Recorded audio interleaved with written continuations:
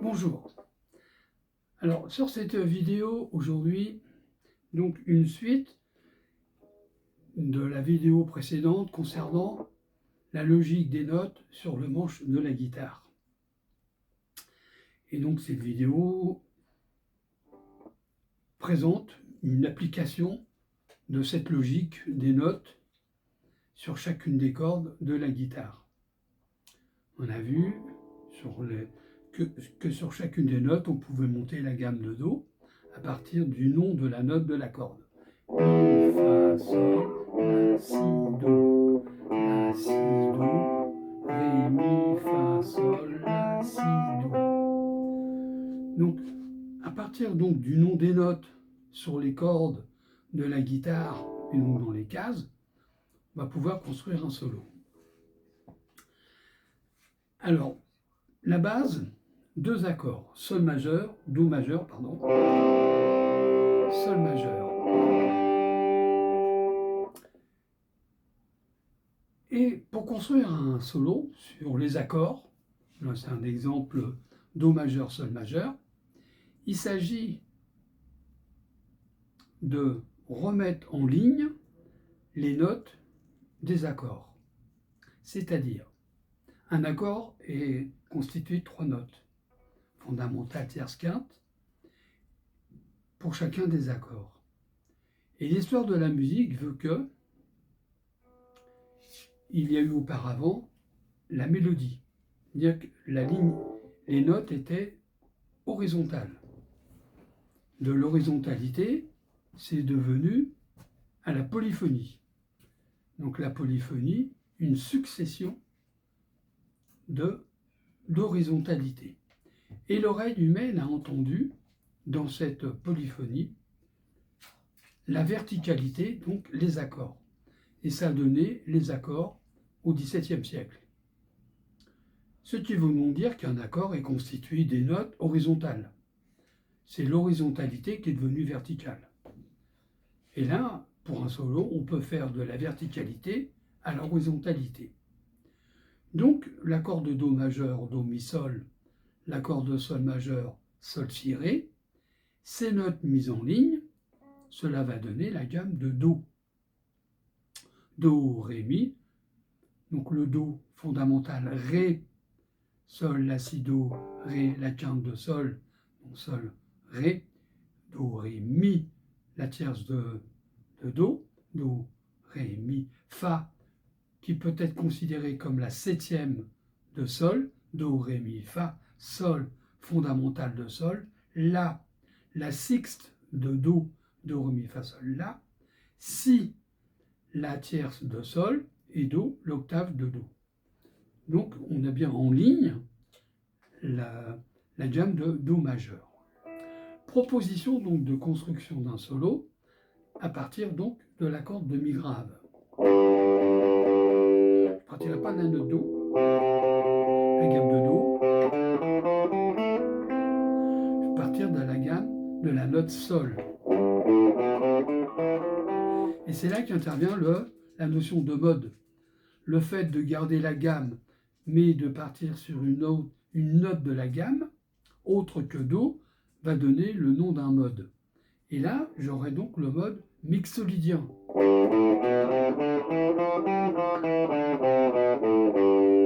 Parce que je pars de la note Sol. Ensuite, je partirai de la note Do. Et j'aurai le mode ionien.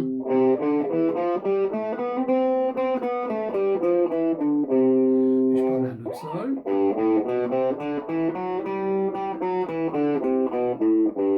Mode mixolydien. Donc deux accords, l'accord de Do, l'accord de Sol. Et donc c'est de se déplacer en rythme, de faire des phrases en rythme par rapport à ces deux accords. Par commodité, proposition de partir pour le solo, quand je vais me déplacer verticalement, partir des notes du haut.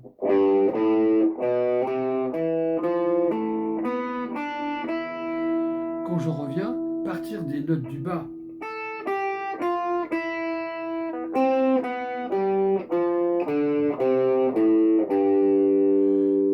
Question de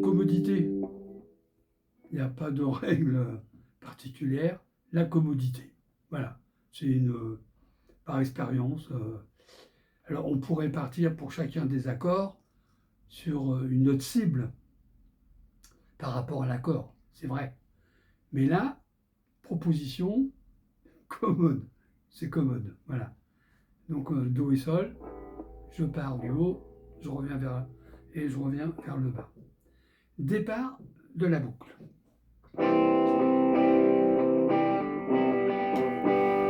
Do, 1, 3, Sol. 1 et 4. 1, 2 et 4. On ferait deux mesures sur ces phrases. 1, 2, 3 et 4. Et une phrase. 1, 2, 3 et 4. Je joue.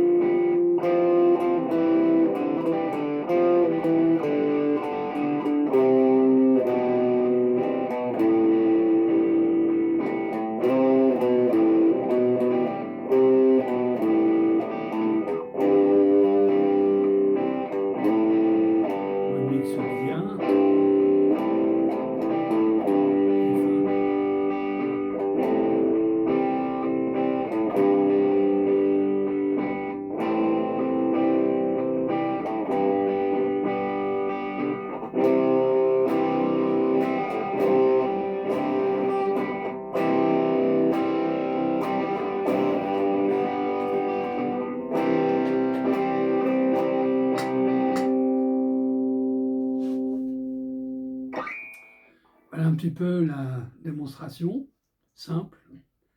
Donc, récapitulons.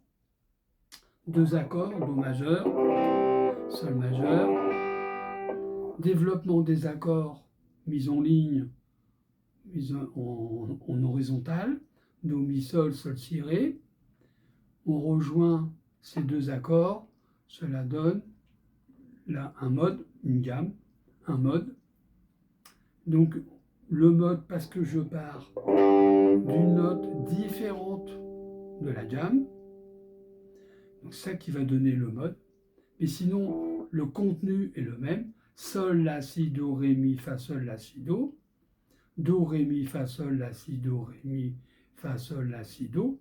Donc dans le sol mixolydien est contenu la gamme de Do.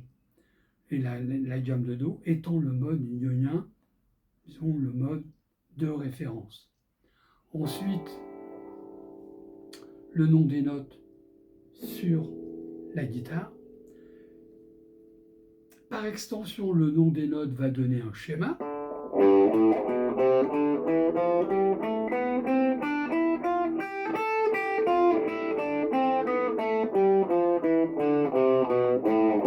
Ce que l'on apprend, les 5 schémas, on va dire 5 schémas pentatoniques.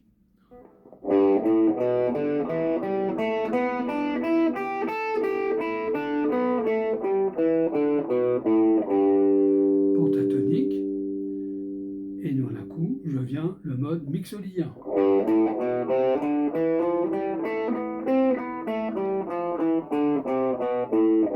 Parce que j'ai rajouté les demi-tons dans la pentatonique. Voilà un petit peu la suite logique de la construction. Et à partir de là, donc construire un solo, tenir compte du rythme, 1, 2, 3 et 4, 1 et 2, 3 et 4, et donc, par commodité, comme je disais, construire un solo à partir des notes basses pour aller vers les aigus et revenir. Pour aller utiliser les notes du haut, pour revenir, utiliser les notes du bas. Voilà, proposition de pratique. Après, ça peut être une base d'étude. Voilà. Puis ensuite, chacun a son style. Et puis, donc, différencier cette base, c'est basique, mais donner des bases, de savoir où aller avec ces bases, en fait. On sait où on va parce que pour aller, je suis en haut, pour retour, je suis en bas. Et je sais où je joue parce que j'ai un mode, j'ai un schéma.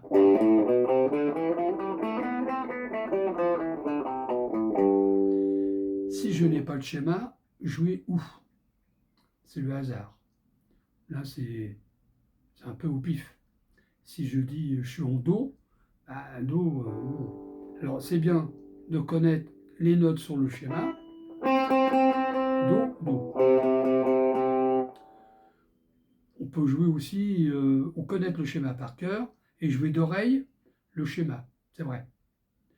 Mais par exemple, je dis, je pars de la note Do et je me dirige vers la note Sol, vers l'accord de Sol.